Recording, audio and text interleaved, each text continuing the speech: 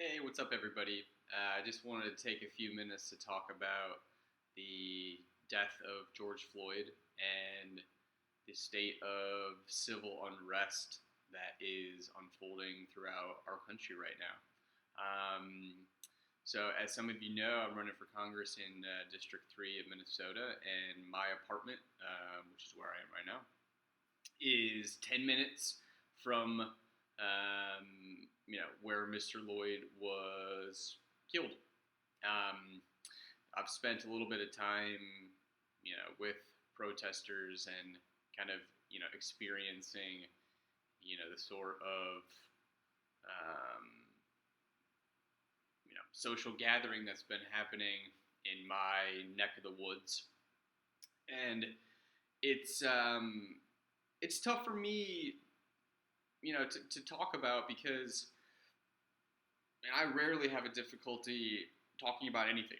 But this, in particular, as a white person, is it's not easy for me to talk about because I don't know what to say. I don't know, what would come across as being insensitive or, um,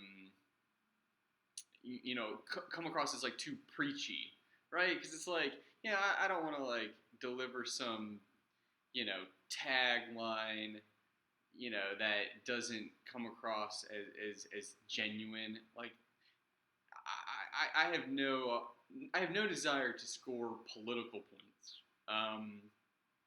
I just want to, share a little bit about how I feel about the situation and open up the conversation to anybody who is interested in having a chat.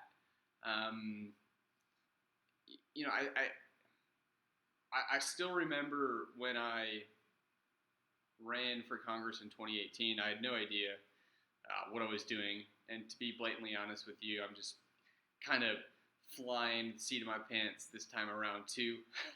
um, but I remember like when I was walking around different neighborhoods, like knocking on doors, talking to people, basically introducing myself and asking them if there were any issues that they wanted to talk about. That like after I knocked on a few hundred doors, I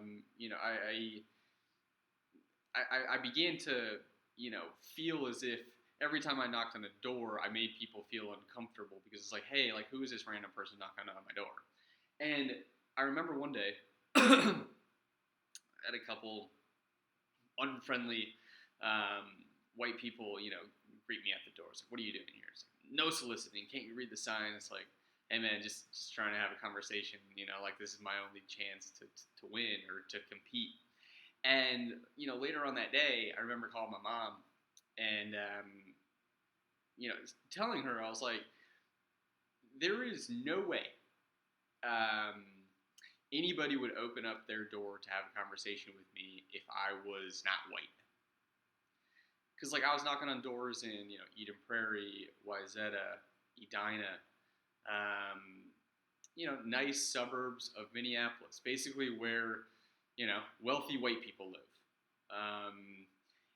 And I remember having a conversation with my mom, and it was like a very cathartic moment where I like of any time in my young white adult life, um, where I experienced white privilege, or at least I felt that because I was white, I had this social opportunity to talk to people that I didn't know in order to try to convince them that I was the person to vote for. It was that moment. Um, I knew that I had a social competitive advantage because of the color of my skin, and I again like this is tricky for me because like you know I can and can't relate because I've never been racially profiled. I've never felt like I've been in a social circumstance or a social situation where I've been, kind of pinpointed or focused on, where it's like, hey man, this guy's trouble. Um, but I do understand the desire to be heard. And again, I do not want to come across as this white dude who makes a ridiculous statement. It's like, I understand you. I don't. I don't. A couple hundred years of oppression and generation after generation of this bullshit. Um, no, I don't understand. Where I can attempt to find common ground is I know the feeling of needing to be heard, feeling underrepresented, unrepresented, feeling frustrated that the system is not working for me. And I guess like that's why I'm running for public office. The reason that I'm running for public office is because, and this is going to sound stupid, as a young, educated white person, I am frustrated with the way that our system does not work for the majority of Americans, especially young Americans. And that frustration motivated me to run for public office. I want to be heard. I want my entire generation to be heard.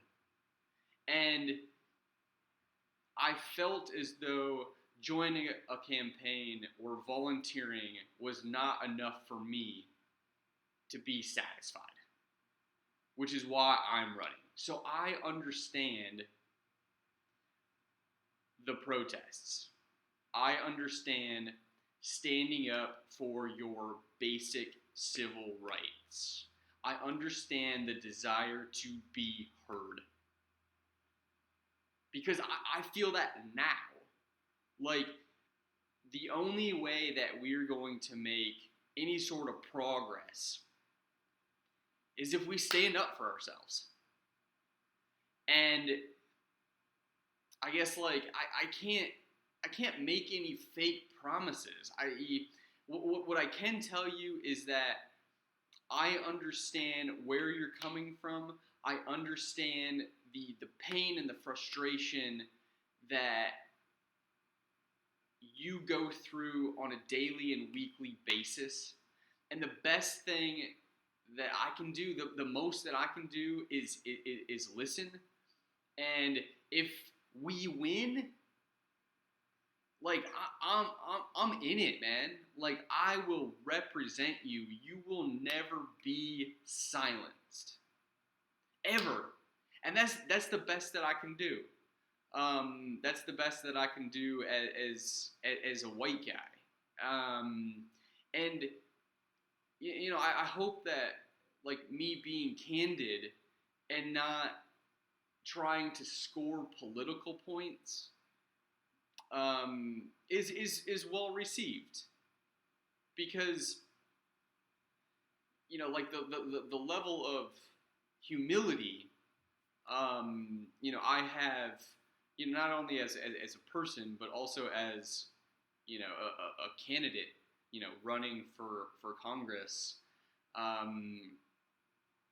is all I can really hang on to in hopes of just being genuine and being somebody where like if you have 10 minutes to catch this clip, you can be like, all right, I can roll with that guy, I can roll with that white dude. And